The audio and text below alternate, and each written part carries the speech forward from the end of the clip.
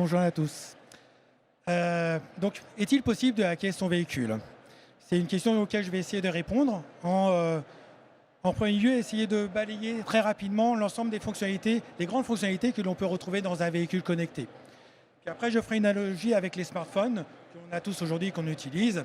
Et enfin, j'expliquerai les grandes solutions que l'on met en place pour se protéger. Donc aujourd'hui, dans un véhicule connecté, il est possible que ce véhicule se connecte à Internet. Via cette connexion, le véhicule va pouvoir récupérer un certain nombre d'informations, par exemple les données de trafic pour la navigation, ou aller faire des services que l'on a aujourd'hui sur nos smartphones, comme écouter de la musique en streaming. Grâce à cette connexion, on va également être capable de pouvoir interagir à distance avec notre véhicule. On va pouvoir à distance, par exemple ouvrir ou fermer les portes du véhicule, ou alors démarrer le préchauffage de son véhicule lorsqu'on habite dans un pays où il fait froid. Il va être possible de récupérer l'ensemble de ces contacts à l'intérieur de véhicules et de pouvoir passer ou répondre à des appels téléphoniques. Et on va pouvoir, comme sur un smartphone, aller télécharger des nouvelles applications et ainsi pouvoir enrichir l'offre et les services que l'on va pouvoir avoir à l'intérieur de nos véhicules. Et enfin, pour pouvoir répondre à la complexité des calculateurs qui sont aujourd'hui à l'intérieur des véhicules, il va falloir devoir les mettre à jour de manière simple et de manière avec une fréquence rapide. Donc si on regarde aujourd'hui ce que l'on peut faire avec un véhicule connecté et qu'on regarde ce que l'on peut faire avec un smartphone, on va pouvoir avoir un certain nombre de similarités. Et donc l'ensemble des risques cybersécurité que l'on connaît et qui sont portés par un smartphone, on va tout naturellement les retrouver dans un contexte de véhicule connecté. Donc aujourd'hui, on peut imaginer dans un véhicule connecté, qu'on puisse prendre à distance le contrôle d'un calculateur. Le fait de pouvoir télécharger des applications, on va pouvoir télécharger des applications qui sont potentiellement des applications qui sont des applications malignes, comme des ransomware. Et lorsque cette application fasse exécuter, elle pourrait bloquer la fonctionnalité d'un véhicule, par exemple la recharge d'un véhicule électrique, et demander à ce que l'utilisateur paye une rançon afin de redébloquer cette fonctionnalité et retrouver un fonctionnement normal de son véhicule. Donc tous ces risques qui sont portés par le smartphone, on les retrouve dans le contexte d'un véhicule connecté.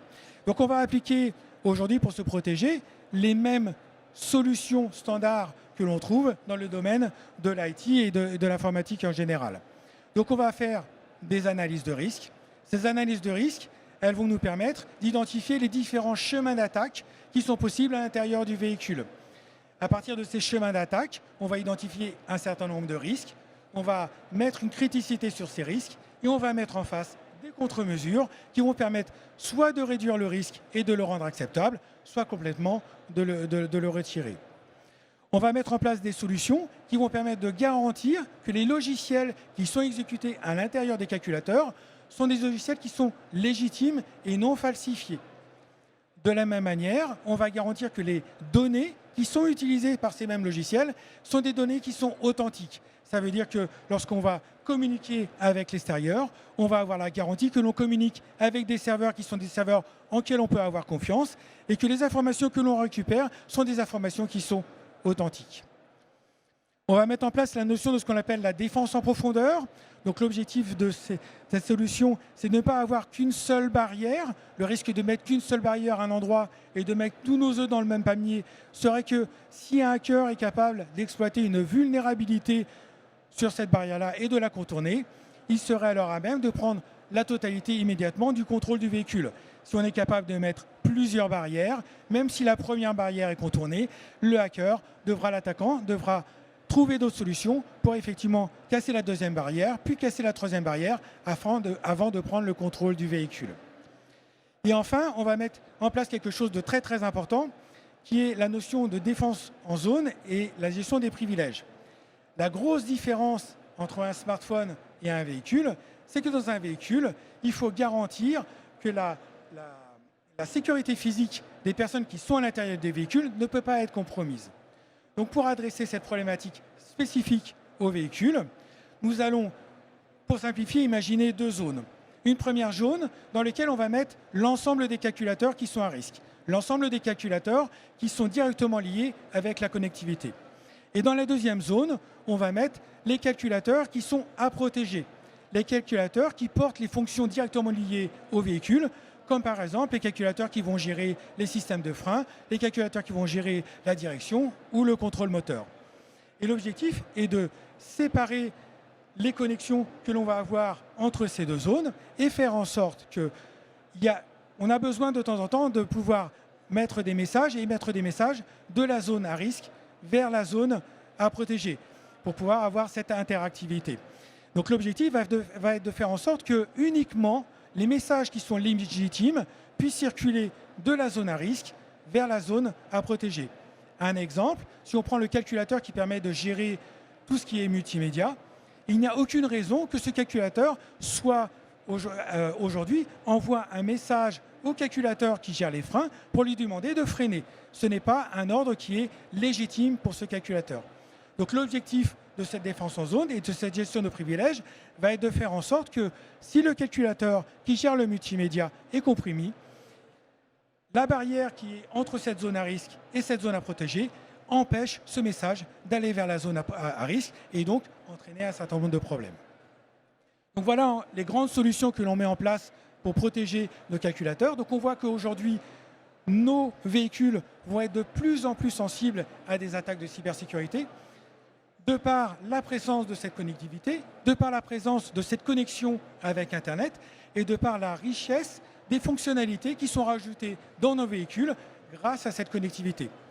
Mais aujourd'hui, on met en place donc les solutions qui vont permettre de réduire la probabilité d'une cyberattaque. Il n'est pas possible aujourd'hui de garantir qu'il n'y aura pas de cyberattaque, mais on va réduire la probabilité de cyberattaque, la rendre la plus compliquée possible pour les attaquants, et également, surtout garantir qu'en cas de compromission de ces calculateurs, qui sont des calculateurs avec des grosses surfaces d'attaque parce qu'ils sont connectés à l'extérieur, de faire en sorte que si ces calculateurs sont compromis, on ne puisse pas venir compromettre la sécurité physique des personnes dans le... Pardon.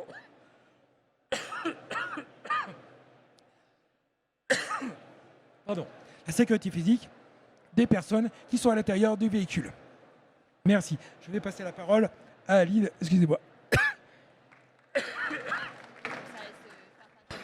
Merci Olivier. Alors effectivement, Olivier vous a bien parlé de cette construction de la sécurité qui commence par une analyse de risque, qui commence par identifier les différents chemins d'attaque, alors qui interviennent ici dû à cette connectivité, mais qui permet aussi plein de nouvelles choses. Alors, dans cette voiture connectée, moi, je vais essayer de vous parler un petit peu plus aussi de l'actualité, mais surtout du futur. Donc, on parle beaucoup, on va dire, de expérience utilisateur, facilité d'utilisation. Donc, dans le contexte de la voiture connectée, c'est aussi important parce que l'impact sur la sécurité, le fait d'être bien dans son propre véhicule avec exactement la configuration qu'on aime bien au niveau de la température, de son siège, etc. Ça participe aussi à être plus à l'aise dans son véhicule. Mais on parle pour le futur d'avoir... Aujourd'hui, on a des reconnaissances, on va dire, faciales de l'utilisateur grâce à la caméra dans la voiture. Donc ça, c'est important parce que ça veut dire qu'on vérifie quand même les autorisations, on va dire, des conducteurs. Ça permet de configurer son espace pour être très très bien. Et on parle dans le futur de capteurs plus avancés qui permettent aussi de mesurer d'une certaine manière, en tout cas d'avoir des informations sur l'émotion du conducteur, donc sur son état aujourd'hui de fatigue éventuellement. Donc cela permet aussi de pouvoir améliorer la sécurité de cette manière-là. Cela permettrait pour pouvoir du coup donner des alertes en cas de manque de vigilance par exemple, de pouvoir adapter son parcours parce qu'aujourd'hui on est peut-être un peu plus fatigué, peut-être qu'il y a un parcours plus intéressant. Donc on parle beaucoup aussi de cette expérience utilisateur au sein de la voiture, mais il y a des interactions qui sont là aussi avec la sécurité. Alors moi, je vais vous parler, pour aller un peu plus loin que ce qu'a dit Olivier. Donc on a aujourd'hui nos analyses de risque qui permettent d'identifier des chemins d'attaque. On a aussi parfois des annonces publiques, des chercheurs qui montrent certaines vulnérabilités, notamment par exemple comment fausser l'information qui est du coup captée par le capteur. Donc voilà, donc évidemment là, la sécurité va évoluer de ce côté-là. Mais ça veut dire quoi aussi? Ça veut dire que ces capteurs ils sont sur la voiture et que cette voiture, elle peut aussi vouloir communiquer avec l'infrastructure, recevoir des informations depuis l'infrastructure, recevoir de l'information depuis les autres véhicules qui sont autour, sachant qu'évidemment ce ne sera pas forcément des véhicules du même constructeur. Donc là, comment on fait en fait pour échanger des informations sur la route quand on ne se connaît pas? Alors là encore, on va utiliser probablement de la cryptographie avec des éléments secrets, des clés secrètes. Et alors pourquoi c'est important de faire ça? Parce que si on veut avoir des informations de confiance, que l'on peut authentiques, disons, qui viennent de l'infrastructure très proche ou des voitures qui sont juste à côté, il faut être capable de savoir que ces informations, elles ont vraiment été émises depuis une voiture et surtout qu'elles n'ont pas été modifiées en cours de route. Sinon, vous imaginez, ça veut dire qu'on peut nous envoyer à peu près n'importe quoi comme information et du coup perturber complètement le fonctionnement normal de la voiture. Donc, quand on parle de ce type de connexion, on parle de connexion de véhicule à véhicule, de véhicule à infrastructure. Et donc, c'est important aussi pour pouvoir décider de certaines actions. Tout dépend évidemment du niveau d'autonomie de la voiture. Mais c'est important d'avoir aussi des sources d'informations différentes, donc qui viennent des capteurs de la voiture, mais qui viennent aussi à proximité de l'infrastructure et des autres voitures.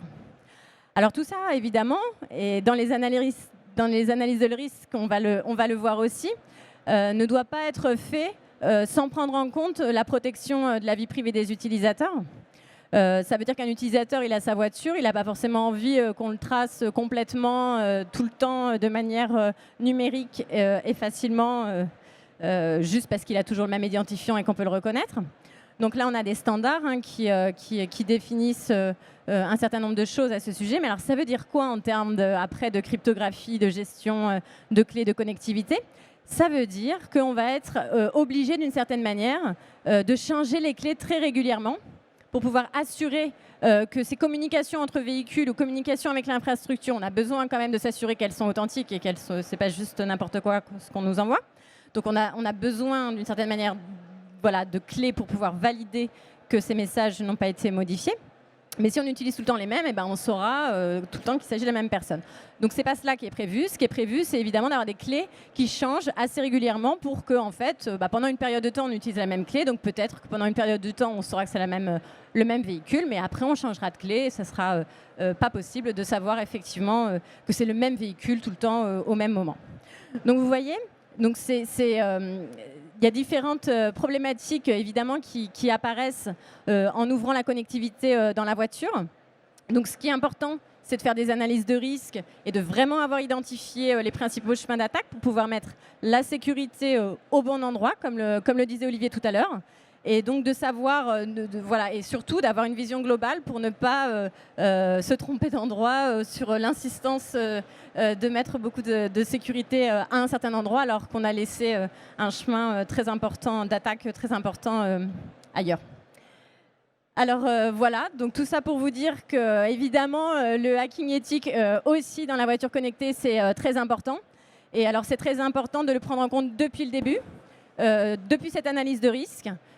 D'identifier les différents composants, d'identifier les différents chemins d'attaque et de progresser, de savoir... Alors donc évidemment, le pen testing de certains des éléments, etc., c'est évidemment important, mais c'est un pen testing qui est orienté, dont on sait ce qu'on attend quels sont les objectifs, quels sont les objectifs d'attaque pour chacun des composants, composants au sens large, quand je veux dire éléments. Voilà, donc ce sont du pen testing qui peut contribuer justement à l'augmentation de la sécurité et à mettre en fait les contre-mesures au bon endroit, mais qui ne peut pas être fait de manière tout à fait, arbitraire, globale, sans savoir quels sont les objectifs et sans avoir eu en tête la construction de la sécurité à chacune des étapes et avec les interactions évidemment entre essayer d'attaquer, réparer, enfin le cycle classique quand on essaye de faire progresser la sécurité d'un produit. Voilà, je vous remercie pour votre attention.